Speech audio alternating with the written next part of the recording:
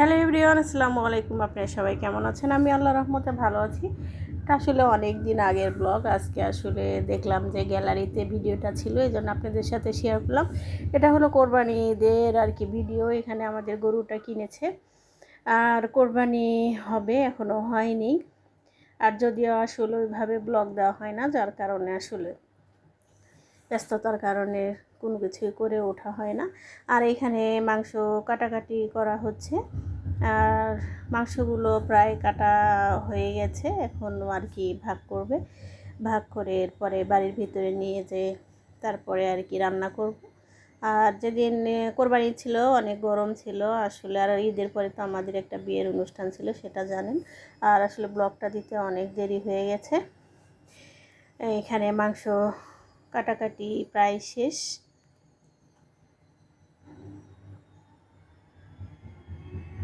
এখন মাংসগুলো আর কি মাপা হচ্ছে। আসলে গ্রামে একটা সুবিধা দেখা যায় যে আশেপাশের যত লোকজন আছে সবাই মিলে কিন্তু গরু কাটাকাটি করে, এটা দেখতে অনেক ভালো লাগে। ছোটোবেলায় আর কি তখনও সবার গ্রামের সবার গরু একসঙ্গে আর কি কোরবানি হতো, তখন অনেক মজা করতাম। যদি এখন আর কি ওটা বাড়ি বাড়ি হয়েছে। আর এটা হলো পরে মাংস ঘরের ভিতরে নিয়ে এসে পরে রান্না করার জন্য নিচ্ছি, আর আর কি ভাগ করে ফ্রিজে রেখে দিব।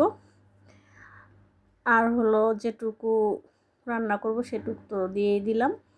আর দেখা যায় যে আমার ছেলে আবার গরুর শুটকিটা খেতে অনেক পছন্দ করে, এই জন্য ছেলে মেয়েকে এখানে মাংস বাছার জন্য দিয়েছি। আর শুটকিটা আসলে যেটা করে সেটা আর কি হাড় চর্বি ছাড়া।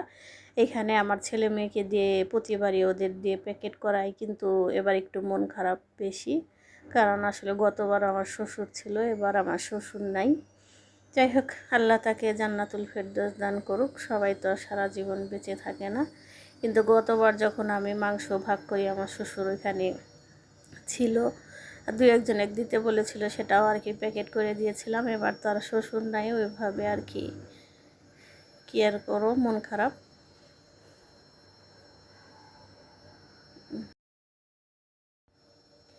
আর এখানে মাংস আসলে আমি বাসায় নিয়ে যাই প্রতি বছরই, আর শাশুড়ির জন্য রেখে যাই, অর্ধেক আমি নিয়ে যাই আর অর্ধেক শাশুড়ির জন্য রেখে যাই। এই তো এইভাবেই। আর সবচাইতে বড় কথা, আমার হাজব্যান্ডও দেশের বাইরে, আর আমার শ্বশুরও নেই। এই তো আমরা তিনজনই এবার ঈদ করছি, মনটা অনেক খারাপ। আর যদি আজকের এই ছোট্ট ভিডিওটি আপনাদের ভালো লেগে থাকে তাহলে অবশ্যই একটি লাইক দিবেন এবং আমার চ্যানেলের সাথেই থাকবেন। আল্লাহ হাফেজ।